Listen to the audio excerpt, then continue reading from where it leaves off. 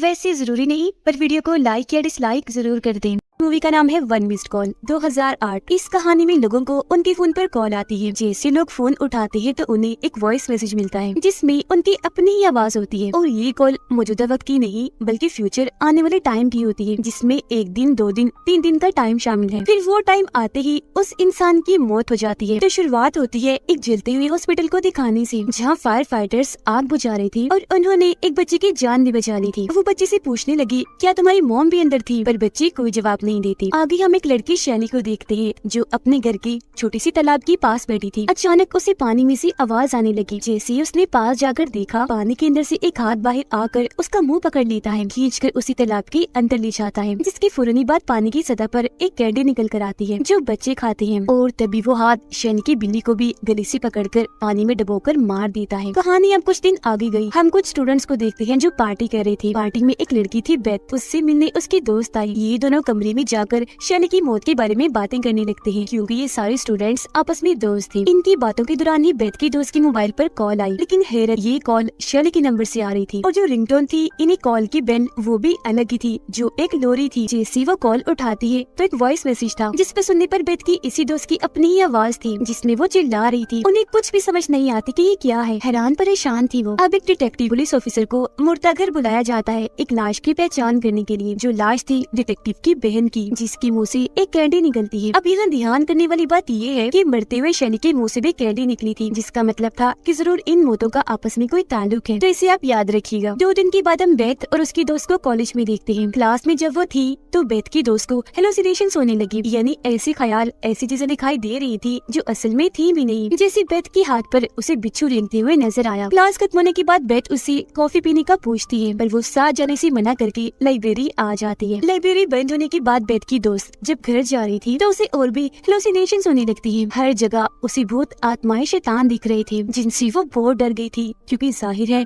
सभी बहुत भयानक थे। डर के आलम में वो बेथ को कॉल करती है। वो कहती है, घबराओ नहीं, मैं तुम्हारे पास ही हूँ, बस 2 मिनट तक पहुँचती हूँ। लेकिन वो तो इतनी डरी हुई थी कि उसकी हालत खराब होने लगी। डरते डरते वो एक ऊंची जगह से गिर गई। ट्रेन से टकराने से उसका एक्सीडेंट हो गया। वो इतनी जख्मी हो गई कि फौरन ही उसकी मौत हो जाती है। इसी दौरान बेथ भी यहाँ पहुँच गई और ये हादसा होते हुए वो भी देख लेती है। उसे अजीब तरह की आवाज भी सुनाई दी गई। अपनी दोस्त की लाश के पास जब वो आई तो उसके मुंह से भी कैंडी निकलती है। बेथ उसका फोन चेक करती है जिसमें कॉन्टेक्ट नंबर ऊपर नीचे हो रही थी। ऐसा लग रहा था जैसे कोई दूसरा नंबर निकालने की कोशिश कर रहा है। इसके बाद कॉलेज में 2 लड़कियां इस हादसे के बारे में बात कर रही थी कि बेथ की दोस्त की भी मौत हो गई। उसकी और शैली की मौत एक तरह से ही हुई, एक फोन कॉल आने की वजह से। ये बातें सुनकर बेथ का मेल फ्रेंड उन पर गुस्सा करने लगा कि बंद करो ये फजूल की बातें, ऐसा कुछ नहीं है, ये सारी चीजें मन गढ़ंत है, बकवास है। बेथ भी यहाँ आ गई, कहती है कि नहीं, ये गलत नहीं है, बिल्कुल ऐसा ही है और उनकी मौत फोन कॉल की वजह से ही हुई। फौरन ही बात बेथ की मेल फ्रेंड को भी हेलुसिनेशंस होने लगी और उसे भी बिच्छू नजर आ रही थी। उसे थोड़ा अजीब लगा, इसीलिए वहाँ से वो निकल जाता है। बेथ भी उसके पीछे पीछे आई। तब उसका मेल फ्रेंड बताने लगा कि मेरे पास भी इस तरह की कॉल आई है और उस पर जो टाइम है वो कुछ देर के बाद का है। फौरन ही उसके दोस्त को भी वहाँ एक शैतान दिखा। वो काफी डर गया, वहाँ से जाने लगता है। बेथ उसे आवाज लगाती है क्योंकि वो अपना मोबाइल वहीं भूल कर जा रहा था। मोबाइल लेने जब वो वापस आया तो वही कुछ बोल रहा था जो उस वॉइस मैसेज में था, जिसकी फौरन ही बात यहाँ धमाका हुआ। एक रॉड आकर उसकी आर पार हो जाता है जिससे उसकी भी मौत हो जाती है। यहाँ पर भी बेथ को अजीब तरह की आवाज सुनाई दी, जिसके फौरन ही बात उसके दोस्त के मुंह से भी कैंडी निकलती है। सारी सूरत हाल को देखते हुए बेथ एक लेडी पुलिस ऑफिसर से मिलती है और उसे बता रही थी कि मेरे 2 दोस्तों की अचानक ही मौत हो गई। मरने से पहले उनके पास कॉल्स आई। मेरे ख्याल से उनकी मौत का कोई न कोई ताल्लुक उन कॉल से है। मरने के बाद उनके मुँह से कैंडीज भी निकली। पुलिस ऑफिसर उसकी बातों को गौर से सुन तो रही थी पर यकीन नहीं करती, लेकिन उनकी ये सारी बातें वो डिटेक्टिव सुन लेता है, जिसे हमने शुरुआत में देखा, जिसे मुर्दा घर में बुलाया गया था। वो बेथ को बताता है कि कुछ दिन पहले मेरी बहन की भी मौत बिल्कुल इसी तरह से हुई। शैली, जिसकी मौत तालाब में डूबने से हुई, वो और मेरी बहन एक हॉस्पिटल में नर्स थी। पहले मेरी बहन की मौत हुई, फिर 2 दिन के बाद शैली की। मेरी बहन के मुँह से भी लाल रंग की कैंडी निकली थी, इसलिए मैं भी इस बात को मानता हूँ कि जरूर इन फोन कॉल्स, कैंडीज और इन मौतों के बीच कोई ताल्लुक है। वो फिर बेथ को अपना मोबाइल नंबर देते हुए कहता है कि कोई भी मदद चाहिए राब्ता कर लेना, मैं भी इन सब मरने वालों की फोन कॉल्स की डिटेल्स निकाल कर तुम्हें बताऊंगा।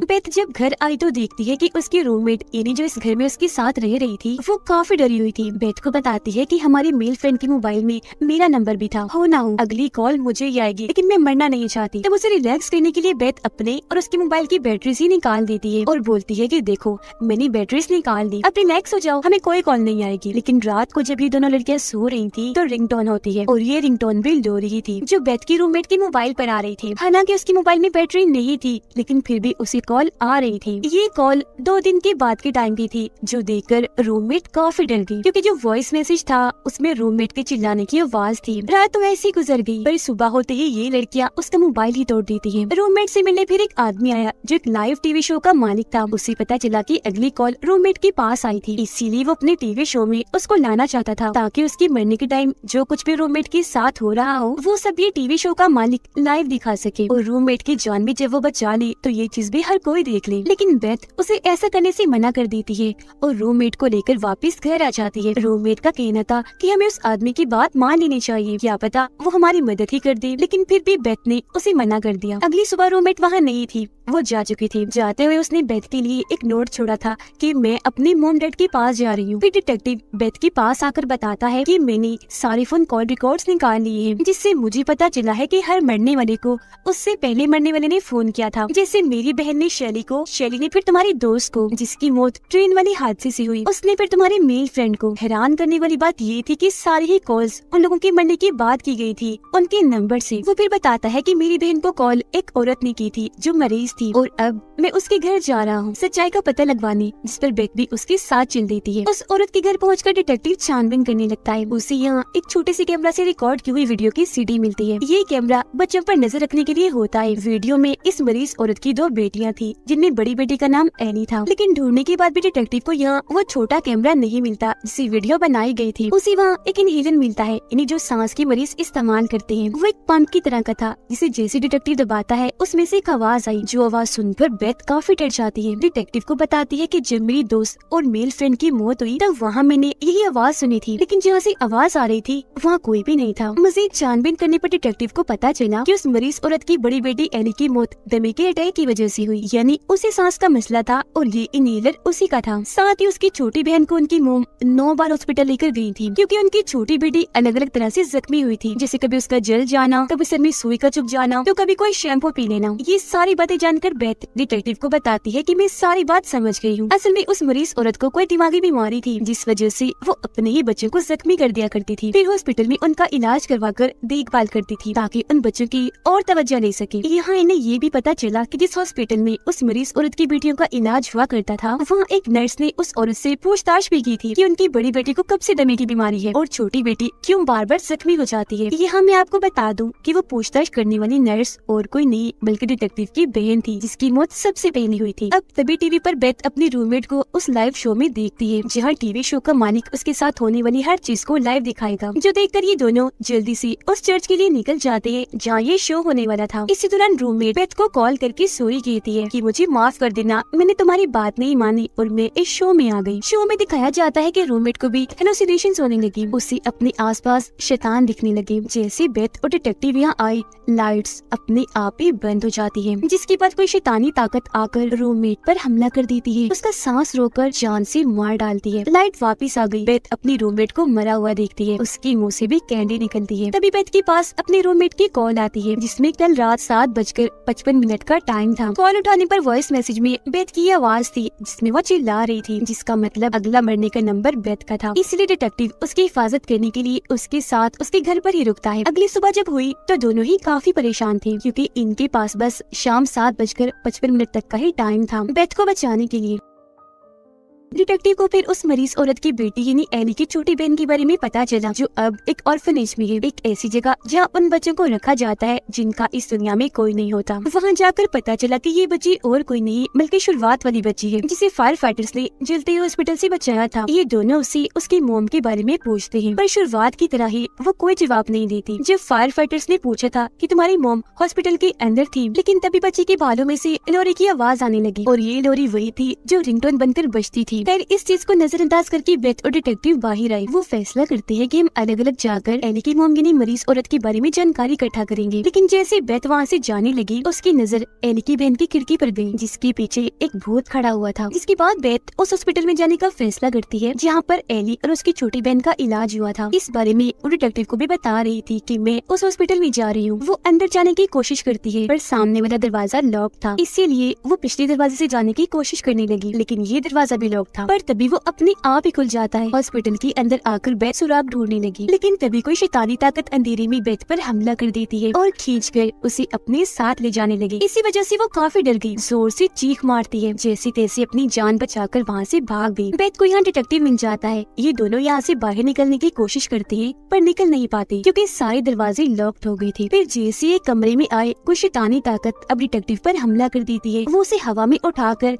कमरे से बाहर फेंक के मारती है, जिससे डिटेक्टिव को इतनी चोट आई कि वो बेहोश हो गया। कमरे का दरवाजा भी लॉक्ड हो जाता है। बेथ को यह वेंटिलेशन वाला छोटा सा रास्ता दिखता है, जिसके अंदर वो फौरन चली गई यहाँ से बाहर निकलने के लिए। जो वो उस रास्ते में थी तो उसके मोबाइल पर लगातार कॉल आ रही थी। फिर तभी बेथ को यहाँ एक जली हुई लाश दिखती है, जिसकी हालत बहुत खराब थी। उसके हाथ में एक मोबाइल था, जिसके जरिए ही बेथ के फोन पर कॉल जा रही थी। बेथ फौरन उससे फोन छीनकर तोड़ देती है। ऐसा होने से लाश में थोड़ी हलचल हुई। इसे देखकर बेथ वहाँ से भागने लगी। उसके पीछे पीछे लाश भी भागी। पास आती आती वो बेथ के ऊपर ही आ जाती है। वो काफी डर गई। लाश को कहती है, प्लीज डोंट हर्ट मी, यानी मुझे तकलीफ मत देना। बेथ बार बार यही लाइन दोहरा रही थी कि प्लीज डोंट हर्ट मी, जिससे फौरन लाश भी बेथ को कुछ नहीं करती, उल्टा ये कहती है फॉरगिव मी, यानी मुझे माफ कर दो। तभी इधर डिटेक्टिव भी आ गया। देखता है कि 7:55 हो गई है, पर बेथ की जान नहीं गई, वो बच गई। अगले ही पल बहुत सारे पुलिस ऑफिसर्स आ गए उनकी जान बचाने के लिए। बेथ डिटेक्टिव से कहती है कि मुझे यहाँ लाया गया इसलिए नहीं कि मार दिया जाए, बल्कि इसलिए कि मेरी जान बच जाए। उस जली हुई लाश ने ही मेरी जान बचाई। डिटेक्टिव ऑर्फनेज में जाता है एली की बहन से मिलने के लिए, पर वो सोई हुई थी। डिटेक्टिव को वहाँ बच्ची का भालू मिलता है और उसे पता चला कि वो छोटा कैमरा ही दरअसल ये भालू है। यानी है तो ये कैमरा, बस इसे भालू की शक्ल दी हुई है जो बच्चों पर नजर रखता है। उसमें से सीडी निकालकर डिटेक्टिव वीडियो देखने लगा और उसे पता चला कि इस बच्चे की मोम नहीं बल्कि उसकी बड़ी बहन एली ही उस पर जुल्म करती थी, उसे चोट पहुंचाती थी। हर दिन अलग अलग तरीके से वो अपनी बहन को जख्मी करती थी। ऐसा करने से उसे बहुत मजा आता था। लेकिन एक दिन उनकी मोम ने देख लिया कि एली अपनी छोटी बहन का हाथ काट रही है। एली की इस हरकत पर उसकी मोम को काफी गुस्सा आया। उन्होंने उसी कमरे में बंद कर दिया। छोटी बेटी को वो हॉस्पिटल ले गई। इसी दौरान एली को दमे का अटैक हुआ। वो अपनी मोम को कॉल करने लगी, पर इसी दौरान ही उसकी मौत हो गई। डिटेक्टिव के साथ ये वीडियो एली की छोटी बहन यानी वो बच्ची भी देख रही थी। वो बच्ची से पूछता है कि तुम्हारी बहन तुम पर जुल्म किया करती थी, इस बारे में तुमने अपनी मॉम को क्यों नहीं बताया? बच्ची बोली, मुझे जख्मी करने के बाद मेरी बहन मुझे एक कैंडी दिया करती थी, इसीलिए मैंने ये बात मॉम से छुपाई। उधर बेथ जब घर में अकेली थी तो उसके पास एली की आत्मा आती है जिसे बेथ नहीं देख पाती। तभी यहाँ डिटेक्टिव आ गया, बेथ को सारी बात बता देता है जो उसने वीडियो में देखी और कहता है कि तुम सही कह रही थी, एली की आत्मा ही सबको मार रही है और उसकी मॉम ने ही तुम्हारी जान बचाई जो वो जली हुई लाश थी। उनकी बातों के दौरान ही दरवाजे पर दस्तक हुई। डिटेक्टिव दरवाजे की छेद से देखने लगता है। हालांकि बेथ उसे ऐसा करने से मना भी करती है, पर वो नहीं मानता। अगले ही पल एक चाकू उस छेद से आकर डिटेक्टिव की आंख में घुस जाता है। उसका सर चीरते हुए दिमाग में घुस गया और तभी दरवाजा खोलकर एली की आत्मा अंदर आती है बेथ को मारने के लिए, जो अब बुरी तरह शैतान बन गई थी। लेकिन एक बार फिर एली की मोम यहाँ आकर बेथ की जान बचा लेती है। डिटेक्टिव की हालत इतनी खराब थी कि उसकी भी मौत हो जाती है। उसके मुंह से भी एक कैंडी बाहर आती है। उसके मोबाइल से फिर नंबर अपने आप ही डायल होने लगते हैं अगले शिकार के लिए। अब यहाँ मैं आपको इस मूवी का खुलासा कर देती हूँ, और वो ये कि एली ही शैतान थी। असल में बचपन से ही उसमें शैतानी हरकतें थी। जैसे अपनी बहन को जख्मी करने के बाद वो उसे कैंडी देती थी, लेकिन जब उसकी मौत हुई तो वो एक पूरी शैतान बन गई और फिर लोगों को मारने के बाद उन्हें कैंडी देती थी। इसीलिए हर किसी के मुंह से